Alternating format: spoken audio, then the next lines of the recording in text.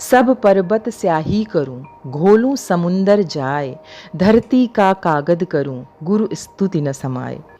सहजोई by ने बहुत सुंदर शब्दों में कहा कि सब पर्वत स्याही करूं, सारे पर्वत को मैं स्याही के रूप में बदल दूं, समुद्र में जाकर मैं उसे घोल आऊं, पूरी धरती को मैं कागज के रूप में बदल दूं, लेकिन मैं गुरु की महिमा को शब्दों में बयान नहीं कर सकती।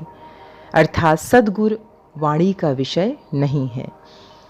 शिक्षक दिवस की हार्दिक शुभकामनाएं। मैं अर्चना शुक्ला अपने गुरुजनों को प्रणाम करती हूं जिन्होंने मुझे इस काबिल बनाया। डॉक्टर सर्वपल्ली राधाकृष्णन के जन्म दिवस के अवसर पर उनकी याद में संपूर्ण भारत में 5 सितंबर को शिक्षक दिवस मनाया जाता है।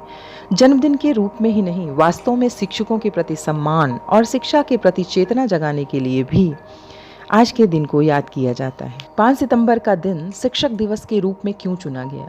क्योंकि इस दिन एक महान शिक्षक, महान राजनीतिज्ञ, महान दार्शनिक का जन्म हुआ। गुरु के जो लक्षण वास्तव में बताए गए हैं, सभी गुणों से पूर्ण डॉक्टर राधाकृष्णन जी का जन्म 5 सितंबर 1888 में तमिलनाडु के तिरुतनी गांव में हुआ। आर्थिक रूप से तंग लेकिन बौद्धिक रूप से धनी थे। उनकी आरंभिक शिक्षा तिरुवल्लूर के गौड़ी स्कूल में हुआ। फिर उन्होंने तिरुपति मिशन स्कूल में पढ़ाई पूरी की। 1916 में दर्शन शास्त्र से एमए किया और मद्रास रेजिडेंसी कॉलेज के दर्शन के प्राध्यापक रहे।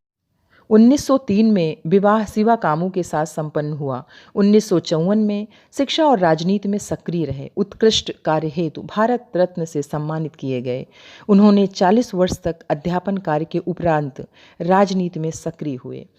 वह उपराष्ट्रपति के पद पर रहे। फिर राजेंद्र प्रसाद के बाद 1962 में दूसरे राष्ट्रपति के रूप में शपथ ग्रहण किया।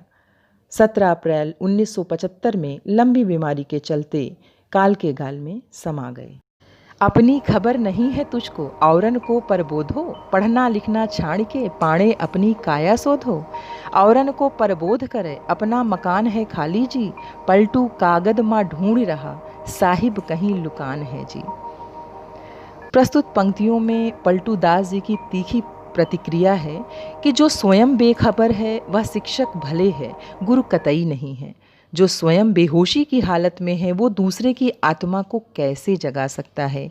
यहाँ उन्होंने शिक्षकों को गुरु बनने की सलाह दी है कि पहले अपनी अंतर आत्मा को जगाइए, फिर दूसरों को उपदेश दीजिए। धन्यवाद।